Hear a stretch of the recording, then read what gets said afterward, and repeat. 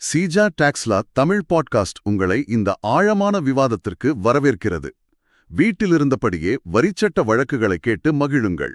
GST சட்ட அறிவை மேம்படுத்த சீஜா டாக்ஸ்லா தமிழ் பாட்காஸ்டை தவறாமல் கேளுங்கள். எங்களுடன் இணைந்திருக்க தொடர்பு கொள்ள வேண்டிய எண் 9964886879. வணக்கம். நீங்க பல வருஷமா ஒரு தொழிலை கஷ்டப்பட்டு உருவாக்குறீங்கன்னு வச்சுக்கோங்க. திடீர்னு ஒரு நாள் ஒரே ஒரு இமெயில், உங்க தொழில் மொத்தமா முடக்கப்படுது. இத கற்பனை செய்யவே ரொம்ப கஷ்டமா இருக்கு இல்லையா? ஆனா இதுதான் சமீபத்துல ஒரு நிறுவனத்துக்கு நடந்திருக்கு. ஒரு அரசு அதிகாரியோட ஒரே ஒரு உத்தரவு ஒரு தொழிலை முழுசா முடக்கிட முடியுமா?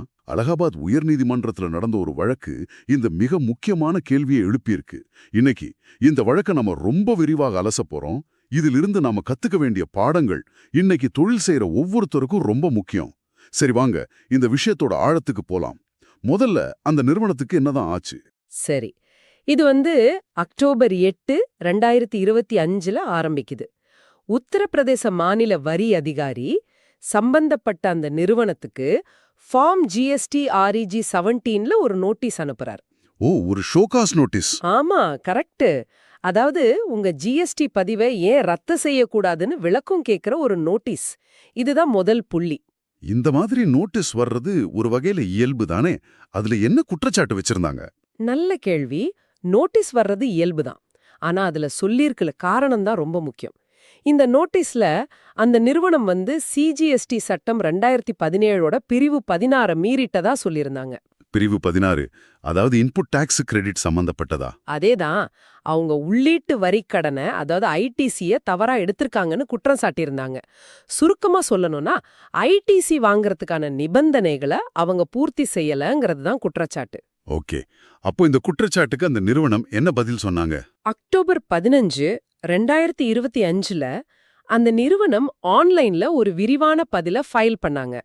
அதுல அவங்க ஒரு ரொம்ப முக்கியமான விஷயத்த சுட்டிக்காட்டினாங்க. அப்படியா? அது என்ன விஷயம்? அதாவது மத்திய ஜிஎஸ்டி புலனாய்வு துறையான டிஜிஜிஐ இருக்கு இல்லையா? Directorate general of GST intelligence. ஆமா, அந்த அமைப்பு ஏற்கனவே இதே விஷயமா தங்களோட நிறுவனத்துல ஒரு கணக்கெடுப்பு நடத்திட்டு வரதாகவும், அதுக்கு நாங்க முழு ஒத்துழைப்பு கொடுத்துட்டு இருக்கோம்னு தெளிவா சொன்னாங்க. ஒரு நிமிஷம். அப்போ ஒரே விஷயத்துக்காக 2 அழகழகான அரசு அமைப்புகள் ஒரே கம்பெனியை விசாரிக்கிறாங்களா? இது அந்த நிறுவனத்துக்கு எவ்வளோ ஒரு குழப்பத்தையும் அழுத்தத்தையும் கொடுத்திருக்கும்? மிகச்சரியா சொன்னீங்க. இது ஒரு நடைமுறை சிக்கல் தான். அதனால அந்த நிறுவனம் ரொம்ப நியாயமான ஒரு கோரிக்கைய வச்சாங்க. டிஜிஐஜிங்கிறது ஒரு உயர்மட்ட விசாரணை அமைப்பு. அவங்க விசாரணை இன்னும் முடியல. அதனால அதோட முடிவு வர வரைக்கும் இந்த மாநில ஜிஎஸ்டி பதிவு ரத்து நடவடிக்கைய தற்காலிகமா நிறுத்தி வைக்கன்னு கேட்டாங்க. இது ரொம்ப லாஜிக்கலான ஒரு கோரிக்கை. இங்கதான் இந்த கேஸ்ல ஒரு நம்ப முடியாத திருப்பம் நடக்குது.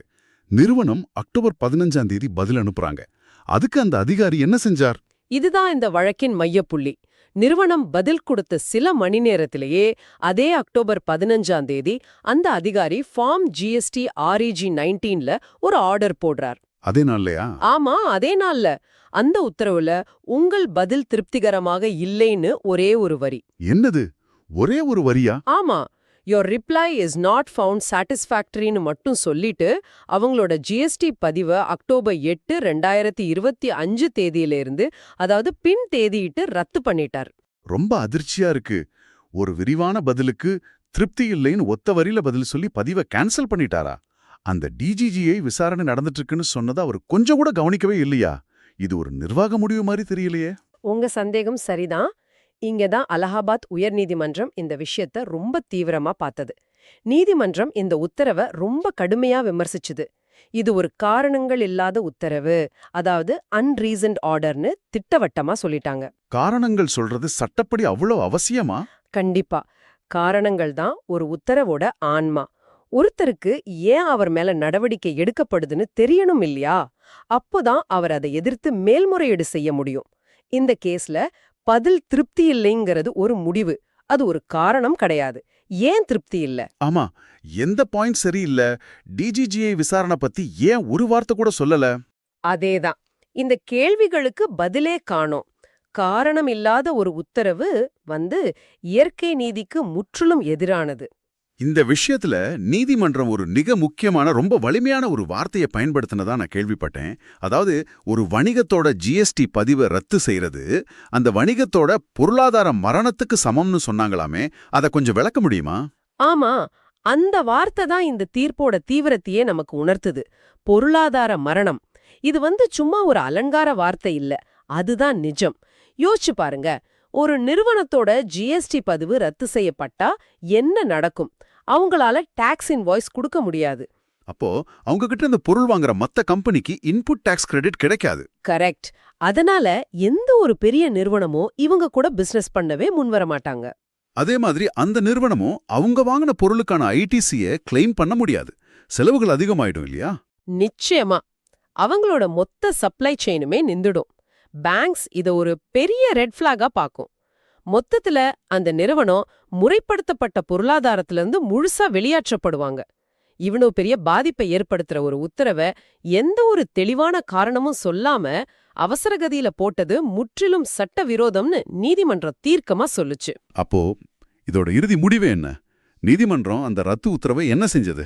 நீதிமன்றம் சட்டத்தோட பார்வையில அந்த ஜிஎஸ்டி பதிவு ரத்து உத்தரவு செல்லாதுன்னு சொல்லி அத முழுமையா ரத்து செஞ்சது. ஓ, அப்போ அந்த நிறுவனத்துக்கு ஒரு பெரிய நிம்மதி.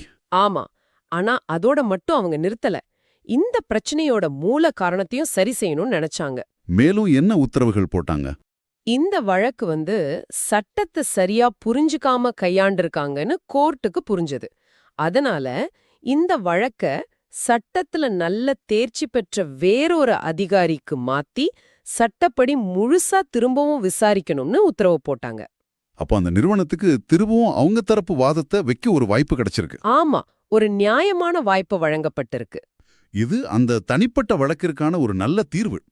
ஆனா இது மாதிரி தன்னிச்சையான உத்தரவுகளால மத்த பிசினஸ் பாதிக்கப்படாம இருக்க நீதிமன்றம் ஏதாவது அமைப்பு ரீதியான மாற்றத்தை கொண்டு வந்ததா? இது ரொம்ப முக்கியமான கேள்வி. நீதிமன்றம் ஒரு தனிப்பட்ட தப்ப மட்டும் சரி செய்ய விரும்பல. இது ஒரு பரவலான பிரச்சனையா இருக்கலாம்னு அவங்க உணர்ந்தாங்க. அவங்க தீர்ப்புல ஒன்னு சொன்னாங்க. கடந்த 1 மாசத்துல மட்டும் இது மாதிரி பல காரணமில்லாத உத்தரவுகளை நாங்க பாத்திருக்கோம்னு சொன்னது ரொம்ப கவனிக்க வேண்டிய விஷயம். அப்படியா சொல்றீங்க? அப்போ இது ஒரு தனிப்பட்ட அதிகாரியோட தவறு மட்டும் இல்ல, ஒரு சிஸ்டமிக் பிரச்சனையா இருக்கலாம்னு நீதிமன்றம் சுட்டிக்காட்டுது. ஆனா அதனாலதான் உத்தரப்பிரதேச மாநில வணிக வரித்துறை ஆணையருக்கு சில முக்கியமான நிர்வாக வழிகாட்டுதல்களை ஒரு சர்க்குலரா வெளியிடணும்னு உத்தரவு போட்டாங்க. எதிர்காலத்துல இது மாதிரி நடக்காம இருக்க ஒரு தடுப்பு நடவடிக்கை. அந்த வழிகாட்டுதல்கள் என்னென்ன? முக்கியமா 3 விஷயங்கள். 1, இனிமேல் வர எந்த ஒரு பதிவிறத்து உத்தரவும் தெளிவான முறையான காரணங்களோட இருக்கணும். ஏன் ஒருத்தரோட பதில் நிராகரிக்கப்படுதுன்னு விளக்கமா சொல்லணும். சரி. 2வது, அந்த நிறுவனத்துக்கு பதிலளிக்க சரியான வாய்ப்பும், தேவைப்பட்டா நேர்ல விளக்கம் கொடுக்க ஒரு வாய்ப்பும் கொடுத்ததுக்கு அப்புறம்தான் இறுதி உத்தரவு போடணும். இது ரொம்ப முக்கியம். 3வது என்ன?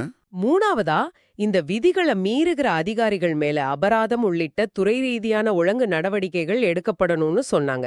இந்த 3வது கண்டிஷன் தான் அதிகாரிகளுக்கு ஒரு பொறுப்புணர்வை ஏற்படுத்துற உண்மையான ஆயுதம். ஆக இந்த தீர்ப்பிலிருந்து நீங்க, அதாவது இதை கேட்டுட்டு இருக்கிற தொழில் முனைவோர்கள் தெரிஞ்சுக்க வேண்டிய முக்கியமான செய்தி என்னன்னா, வரி அதிகாரிகள் அவங்களோட அதிகாரத்தை சட்ட வரம்புக்கு உட்பட்டு முறையான காரணங்களோட மட்டும்தான் பயன்படுத்தணும். ஒரு தொழிலோட வாழ்வாதாரத்தை பாதிக்கிற முடிவுகளை இவ்வளவு சுலபமா எடுத்துட முடியாதுங்கிறத இந்த தீர்ப்பு ரொம்ப தெளிவா உறுதி செஞ்சிருக்கு. சரியா சொன்னீங்க. இந்த வழக்கு வணிகர்களை இந்த மாதிரி தன்னிச்சையான முடிவுகள்ல இருந்து பாதுகாக்குது. ஆனா ஒரு கேட்பவரா உங்களுக்கு இது ஒரு ஆழமான சிந்தனையை தூண்டணும். உங்களுக்கு எப்போதாவது வரித்துறையில இருந்து ஒரு நோட்டீஸ் வந்தா அதுக்கு உண்மைகளோட ஆதாரங்களோட பதில் சொல்றது எவ்வளவு முக்கியமோ, அதே அளவுக்கு அந்த துறையோட இறுதி உத்தரவுல முறையான காரணங்களும் சட்ட நடைமுறைகளும் பின்பற்றப்பட்டிருக்கான்னு பார்க்கறதும் முக்கியம். அதேதான். உத்தரவு வந்துருச்சு, இனி ஒன்னும் செய்ய முடியாதுன்னு இருந்துடக்கூடாது. அப்படித்தானே? நிச்சயமா. உங்களுக்கு ஒரு சிந்தனையை தரேன்.